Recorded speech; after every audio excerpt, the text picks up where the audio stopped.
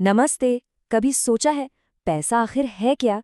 ये सिर्फ कागज के कुछ टुकड़े या स्क्रीन पर दिखने वाले नंबर नहीं है। नहीं, ये तो इंसानी इतिहास की सबसे शक्तिशाली कहानियों में से एक है।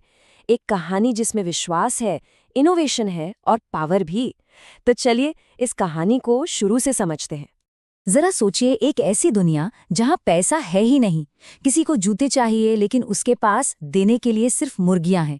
अब वो एक ऐसे इंसान को कैसे ढूंढेगा जिसे ठीक उसी वक्त मुर्गी की जरूरत हो और जिसके पास सही साइज के जूते भी हों? ये सवाल ही हमें उस सबसे बड़ी समस्या तक ले जाता है जिसे आगे चलकर पैसे ने सुलझाया। पैसे के आविष्कार से बहुत पहले व्यापार का मतलब था अंतहीन सौदेबाजी और मुश्किलें। उस वक्त समाज सीधे तौर पर चीजों के लेन देन पर निर्भर था। एक ऐसा सिस्टम जो सुनने में तो बहुत आसान लगता है, लेकिन असल में बेहद पेचीदा था। इस सिस्टम को कहते थे वस्तु विनिमय प्रणाली, यानी कि बार्टर सिस्टम। इसका मतलब बिल्कुल सीधा था, एक चीज के बदले दूसरी चीज। मान लीजिए किसी के पास चावल है और उसे गेहूं चाहिए, तो उसे एक ऐसा इंसान ढूंढना पड़ेगा जिसके पास गेहूं हो और उसे बदले में चावल भी चाहिए हो। और बस यहीं आकर सारी बात अटक जाती थी। इसे कहते हैं आवश्यकताओं का दोहरा संयोग। मतलब दोनों लोगों को ठीक वही चीज चाहिए जो दूसरे के पास है। अब सोचिए, ऐसा संयोग मिलना कितना मुश्किल बल्कि लगभग नामुमकिन था। इसकी वजह से व्यापार रुक जाता था और आर्थिक विकास बिल्कुल थम सा जाता था। तो इस दोहरे संयोग की बहुत बड़ी समस्या को सुलझाने के लिए इंसान ने एक जबरदस्त आइडिया निकाला। और वो आइडिया था पैसा। एक ऐसी चीज जिसे हर कोई किसी भी सामान या सर्विस के बदले लेने को तैयार हो। लेकिन पैसा हमेशा से ऐसा नहीं था जैसा आज है। इसका रूप समय के साथ बदलता गया। भारत में इसकी शुरुआत अनाज और पशुओं जैसी चीजों से हुई। फिर दौर आया कीमती धातुओं का, सोने, चांदी और तांबे के सिक्कों का। और आज हम कागज के नोट और सिक्कों का इस्तेमाल करते हैं, जिनकी कीमत का आइडिया बिल्कुल अलग है। आज की करेंसी की कीमत सोने या चांदी से नहीं आती। इसकी अपनी कोई कीमत नहीं है। इसकी कीमत पूरी तरह से सरकार की गारंटी और हम सबके विश्वास पर टिकी है। भारत में रिजर्व बैंक ऑफ इंडिया इसी विश्वास को बनाए रखता है और इसीलिए कानूनन कोई भी इसे पेमेंट के तौर पर लेने से मना नहीं कर सकता। ये पूरा सिस्टम सिर्फ भरोसे पे चलता है। अच्छा, तो पैसा तो आ गया, लेकिन उसने एक नई समस्या खड़ी कर दी।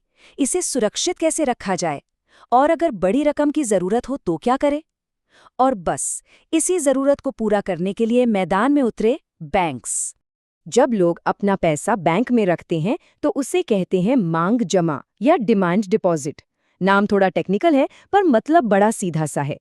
इसका मतलब है कि जब भी मांग की जाए पैसा वापस मिल जाएगा। इससे न सिर्फ पैसा सुरक्षित रहता है, बल्कि चेक जैसी सुविधाएं भी मिलती हैं, जिससे बिना कैश के भी पेमेंट हो जाता है। तो बैंक आखिर पैसा बनाते कैसे हैं?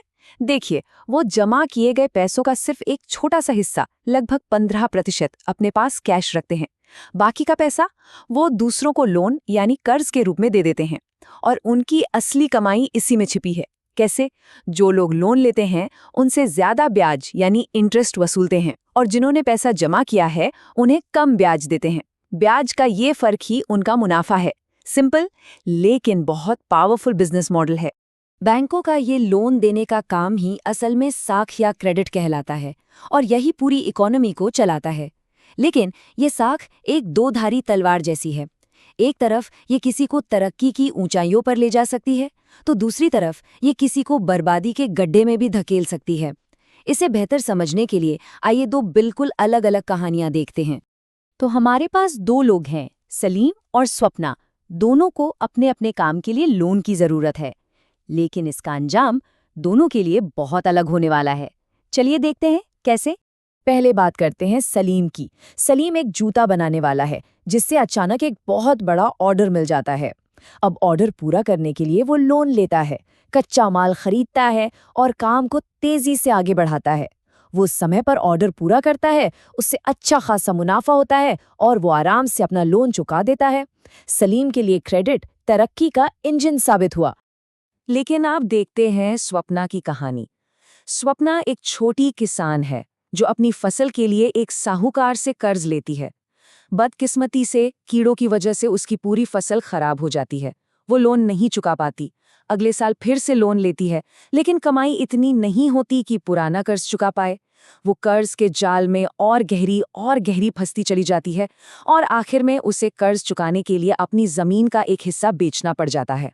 स्वप्ना जिस हालत में फंस गई है उसे कहते हैं कर्ज जाल या डेट ट्रैप। ये एक ऐसा चक्रव्यूह है जहां लोन मदद करने के बजाय इंसान को और गहरे कर्ज में डुबा देता है। एक ऐसी स्थिति जहां से बाहर निकलना लगभग नामुमकिन हो जाता है।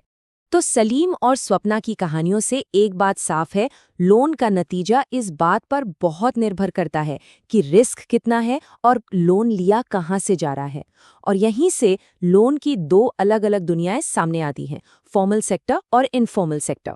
एक तरफ है फॉर्मल सेक्टर, यानी बैंक और कॉर्पोरेटिव्स, जिन पर रिजर्व बैंक ऑफ इंडिया की नज़र रहती है। यहाँ ब्याज दर कम होती है, लेकिन आम तौर पर लोन के लिए कुछ गिरवी रखना पड़ता है, जिसे कोलैटरल कहते हैं। और दूसरी तरफ है इनफॉर्मल सेक्टर, जैसे साहूकार, दोस्त या रिश्तेदार। इन पर कोई नियम कानून नहीं होता, ब्याज दर बहुत ज्यादा होती है, लेकिन हाँ, अक्सर कुछ गिरवी नहीं रखना पड़ता। और ये डेटा देखिए, ये काफी चौंकाने वाला है।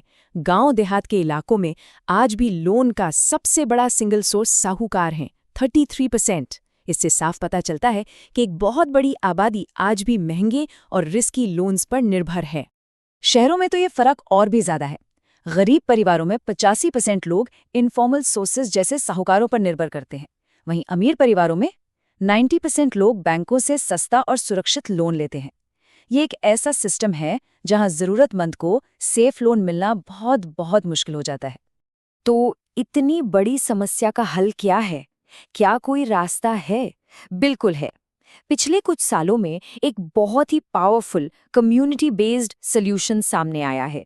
इन्हें कहते हैं स्वयं सहायता समूह या सेल्फ हेल्प ग्रुप्स, यानी SHG। आइडिया बहुत सिंपल पर कमाल का है।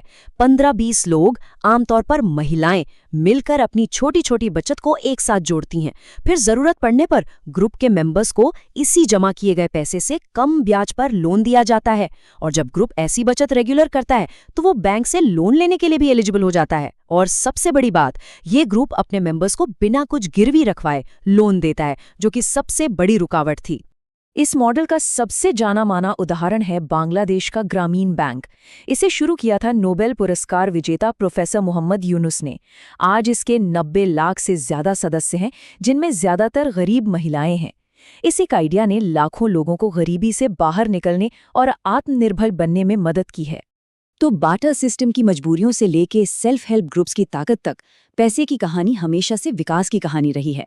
और आज डिजिटल पेमेंट्स और क्रिप्टो करेंसी के इस दौर में हम इतिहास के एक नए मोड़ पर खड़े हैं। सवाल बस ये है कि क्या हम मूल्य के लेन देन के एक बिल्कुल नए युग की शुरुआत देख रहे हैं?